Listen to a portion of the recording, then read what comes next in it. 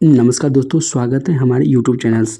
तो आज इस लेक्चर में कवर करेंगे कि आईवी फ्लूइड्स होता क्या है और इसके टाइप्स क्या होते हैं, इसका यूजेज क्या है, डोजेज क्या है और कंपोजिशंस क्या है और लास्टली कंट्रा इंडिकेशन जानेंगे। कंट्रा इंडिकेशन क्या मतलब कब हम इसे नहीं दे सकते आईवी फ्लूइड्स को, इसके बारे में भी हम जानेंगे। तो सबसे पहले जानते हैं कि आईवी फ्लूइड्स होता क्या है। ये एक टाइप का क्या होता है कि सलाइन ही तो होता है जो कि हम इंट्रावेनस के रूट के थ्रू देते हैं। और ये जो होता है इसके पास हाई बायोलिटी होता है एज कंपेयर टेबलेट।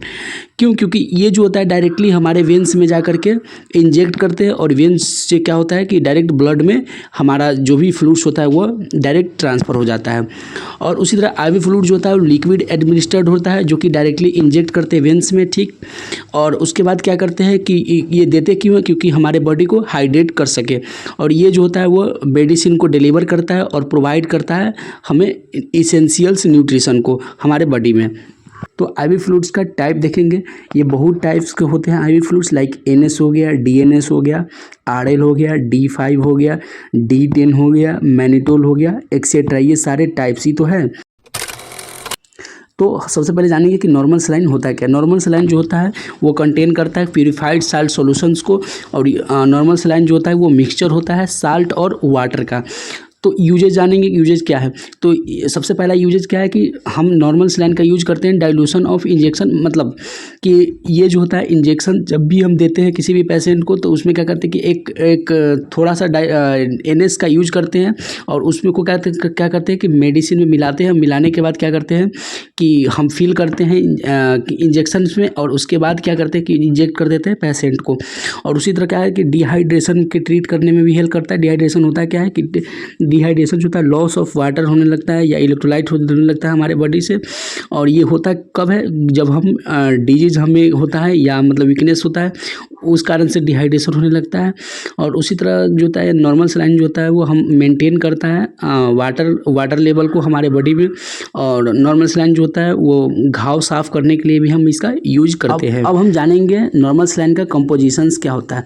तो कंपोजिशंस क्या होता है कि ये कंटेन करता है 0.9 ग्राम साल्ट को पर 100 ml ऑफ सॉल्यूशंस, मतलब कि 0.9 ग्राम साल्ट जो होता है 100 ml वाटर में हम इसका क्या करते हैं कि सॉल्यूशंस बनाते हैं। और उसी तरह 9 ग्राम जो होता है पर लीटर में हम इसका सॉल्यूशंस बनाते हैं। और यह जो होता है वो 2 टाइप का एनएस बोतल हमारे मार्केट में प्रेजेंट होता है, जैसे कि 100 ml और 500 ml का। और उसी तरह डोज जानेंगे। डोज क्या है कि एडल्ट में क्या है approx 2 litres per day NS fluid देते हैं according to NSF medical guidelines के थ्रू। और उसी तरह सेकेंडली क्या है कि चिल्ड्रेन में क्या है कि अप्रॉक्स 1600 ml एनएस फ्लूइड्स देते हैं इन 24 आवर्स, मतलब 24 घंटा में 1600 ml एनएस फ्लूइड ही देते हैं। तो अब हम नॉर्मल सलाइन का कंट्रा इंडिकेशन जानेंगे। मतलब क्या कि हम कब नहीं दे सकते नॉर्मल सलाइन। तो सबसे पहले इडेमा के केस में नहीं दे सकते नॉर्मल सलाइन को। क्यों? क्योंकि इडेमा होता क्या है कि इसको हम स्वेलिंग के नाम से भी जानते हैं। इसमें क्या होता है कि बॉडी टिश्यू जो होता है वो एक्यूमुलेट होने लगता है, मतलब एक जगह होने लगता है फ्लूइड्स का। और उसी तरह हाइपरटेंशन के केस में भी नहीं दे सकते। हाइपरटेंशन मतलब क्या? ब्लड प्रेशर का हाई हो जाना, उसी को हम हाइपरटेंशन कहते हैं। और थर्डली क्या है कि हम हाइपर एल्डोस्टेरोनिज्म के केस में भी हम एनएस नहीं दे सकते हैं। और ये एक ऐसा कंडीशन होता है जिसमें क्या होता है कि एड्रिनल ग्लैंड जो होता है वो प्रोड्यूस करने लगता है बहुत ज़्यादा एल्डोस्टेरोन हार्मोन को। और ये एल्डोस्टेरोन हार्मोन जो होता है वो रेगुलेट करता है ब्लड प्रेशर को। तो अब हम जानेंगे कि डीएनएस होता क्या है। तो डीएनएस जो होता है वो dextrose and sodium chloride infusion होता है। एक टाइप्स का यह इंट्रावेनस फ्लूइड ही होता है। और इसका यूजेज क्या है? इसका यूज होता है सबसे पहले डिहाइड्रेशन को ट्रीट करता है। डिहाइड्रेशन मतलब कि आप जब एक कंडीशन होता है जिसमें पानी की या इलेक्ट्रोलाइट की कमी होने लगता है हमारे बॉडी में, तो उसको हम ट्रीट कर सकते हैं डीएनएस को दे करके। और उसी तरह ये जो होता है हमारे बॉडी को एक्स्ट्रा वाटर और कार्बोहाइड्रेट भी प्रोवाइड करता है। कौन? डीएनएस। और थर्डली क्या है कि ये जो होता है हाइपोग्लाइसेमिया को भी ट्रीट करता है। हाइपोग्लाइसेमिया क्या मतलब? ग्लूकोज लेवल जो होता है वो क्या करता है कि बहुत कम हो जाता है, उस केस को भी ये क्या करता है? ट्रीट करता है। और उसी तरह जो होता है हाइपोटेंशन को भी ये कंडीशन को ट्रीट करता है। हाइपोटेंशन मतलब क्या? ब्लड प्रेशर जो होता है वो क्या होता है? डिक्रीज हो जाता है। तो उस कंडीशन में भी क्या करते हैं कि डीएनएस का हम यूज करते हैं हाइपोटेंशन को ठीक करने के लिए। तो अब हम जानेंगे डीएनएस का कंपोजिशंस क्या होता है। ये जो होता है कंटेन करता है बोथ ग्लूकोज और साल्ट को, और ये जो होता है कम्बिनेशन फॉर्म में होता है। डेक्सट्रोज होता है 5% होता है, और साल्ट जो होता है वो 0.9% होता है पानी में।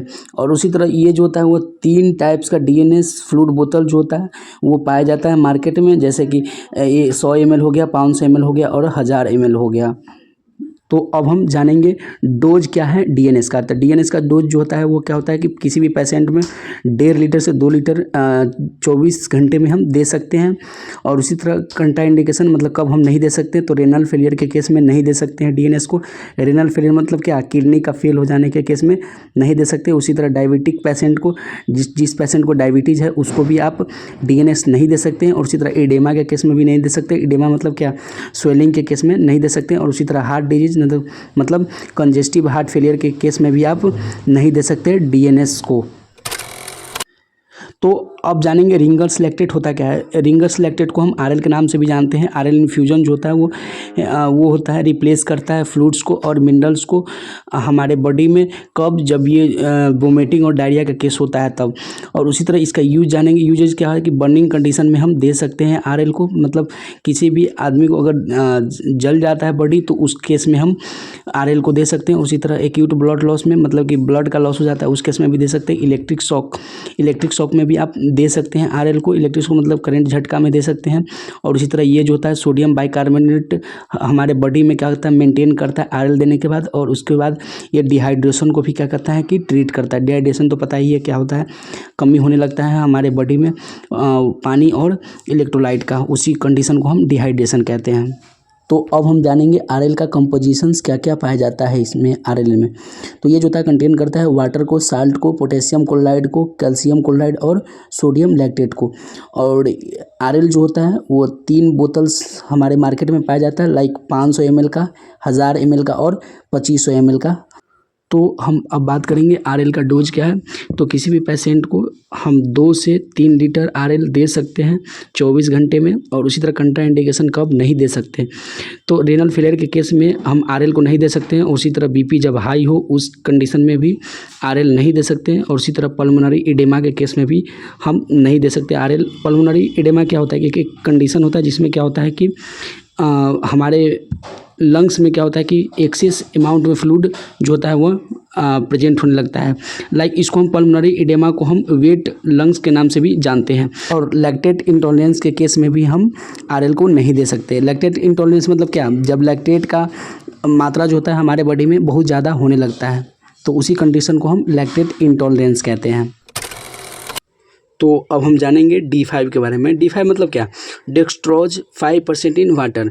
D5 जो होता है एक मिक्सचर होता है शुगर और वाटर का, और ये जो होता है एडमिनिस्टर्ड किया जाता है डायरेक्टली हमारे वेंस में।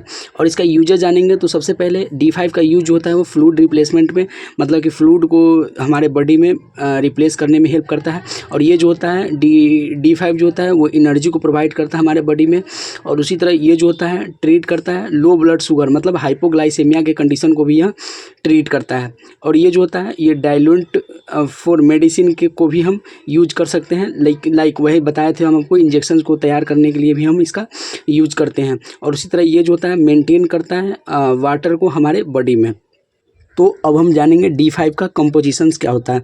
तो D5 जो होता है वो कंटेन करता है डेक्सट्रोज और सोडियम क्लोराइड को 100 ml ऑफ वाटर में। डेक्सट्रोज जो होता है वो 5% होता है, और सोडियम क्लोराइड जो होता है वो मतलब साल्ट जो होता है वो 0.45% होता है। ये जो होता है मतलब D5 जो होता है वो मेनली 2 टाइप्स के फ्लूइड्स पाए जाते हैं मार्केट में, जैसे 250 ml और 500 ml में। और इसका डोज जो होता है वो 2 लीटर 24 घंटे में आप ले सकते हैं। और अब फाइनली कंट्रा इंडिकेशन के बारे में जानेंगे D5 का। तो कब हम नहीं दे सकते, सेवियर हाइपोग्लाइसेमिया के केस में नहीं दे सकते। हाइपोग्लाइसेमिया मतलब लो ब्लड शुगर, तो उस केस में नहीं दे सकते। और उसी तरह क्या होता है कि एडेमा के केस में भी आप नहीं दे सकते। एडेमा मतलब वही स्वेलिंग। और उसी तरह जो होता है वो हाइपोवॉल्मिक शॉक के केस में भी नहीं दे सकते। ये एक ऐसा कंडीशन होता है जिसमें क्या होता है कि हार्ट से क्या होता है कि हमारे बॉडी में के पार्ट तक हमारा ब्लड जो होता है वो ठीक से पंप नहीं कर पाता, जिसके कारण से हमें शॉक होता है। और उसी तरह लास्टली जो है एक्यूट इस्केमिक स्ट्रोक के केस में भी आप D5 को नहीं दे सकते। इसमें क्या होता है कि ब्रेन से हमारा ब्लड जो होता है वो क्या करता है कि ब्लॉक कर देता है, जिसके कारण से हमें क्या होता है कि इस्केमिक स्ट्रोक होता है। Thank you.